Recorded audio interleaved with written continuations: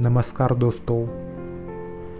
क्या आप जानते हैं कि बिना किसी बड़ी औपचारिक डिग्री के केवल अपनी लगन और कठिन संघर्ष के बल पर पाली साहित्य और बौद्ध धर्म के सबसे बड़े शोधकर्ता कौन बने?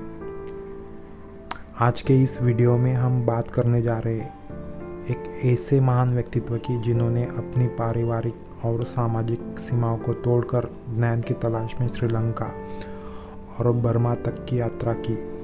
जी हाँ, हम बात कर रहे हैं आचार्य धर्मानंद कोसंबी की।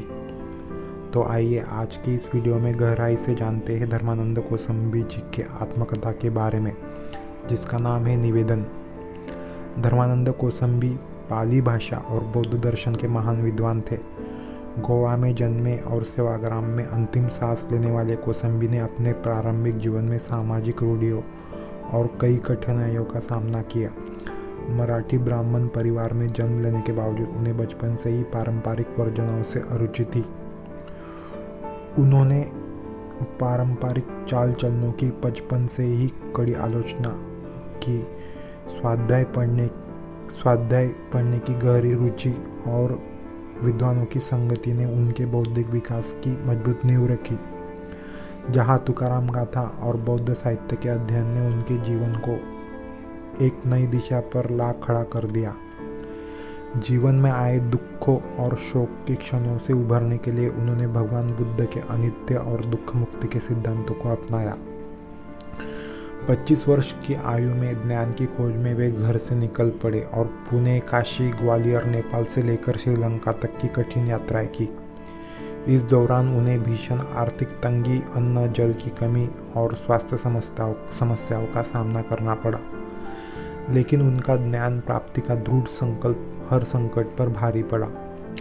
श्रीलंका प्रवास के दौरान उन्होंने सिंहली लिपि और पाली ग्रंथों का गहन अध्ययन किया, बौद्ध भिक्षुओं के साथ रहकर ज्ञान प्राप्त किया और बौद्ध दर्शन को आत्मसात किया।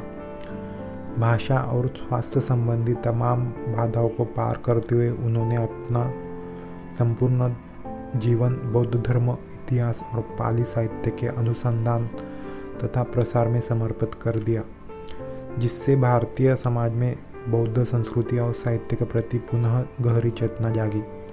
आचार्य धर्मानंद कोसंबी के आत्मकथात्मक ग्रंथ निवेदन में उनके बौद्ध क्षेत्रों की यात्रा, बौद्ध धर्म और पाली भाषा के गहन अध्ययन तथा जीवन के संघर्षों का अत्यंत जीवंत चित्रण मिलता है।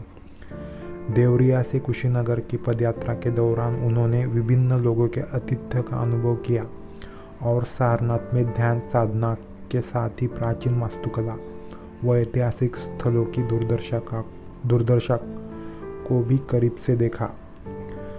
मद्रास प्रवास के दौरान बौद्ध विद्वान प्रोफेसर लक्ष्मी नरसू नायडू और पंडित अयोध्यादास के मार्गदर्शन में वहां चल रहे बौद्ध कार्यों से वे जुड़े। हालांकि हड्डियों का दर्द और भिन्न अन्न संस्कृति के कारण उन्हें वह स्थान छोड़ना पड़ा। इसके बाद म्यांमार की यात्रा में उन्होंने बौद्धमय वातावरण, सगाई की पहाड़ियों पर कठिन साधना तथा विभिन्न दिलचस्प व्यक्तियों व अनुभवों का सामना किया। ब्रह्मदेश से लौटने के बाद 1906 में कलकत्ता में सत्येंद्रनाथ टैगोर के माध्यम से उनकी भेंट बड़ौदा के महाराजा सयाजीराव गायकवाड़ से हुई।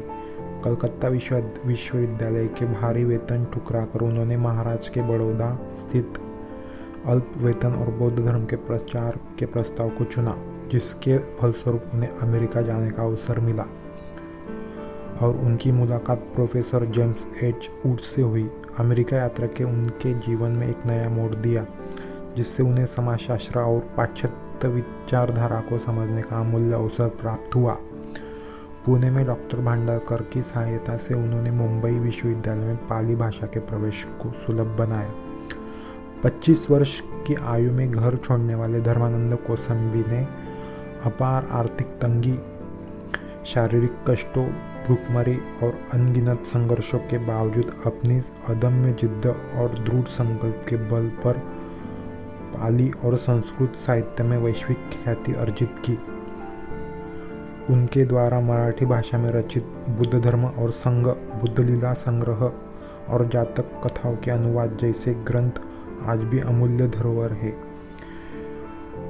उनका यह जीवन प्रवास मात्र एक व्यक्ति की यात्रा नहीं, बल्कि एक समर्पित और जिद्दी संशोधनकर्ता का ऐसा प्रेरणादायी रास्ता है जो हमें विपरीत परिस्थितियों में भी अपने ध्येय के प्रति अडिग रहने की सीख दिलाता है।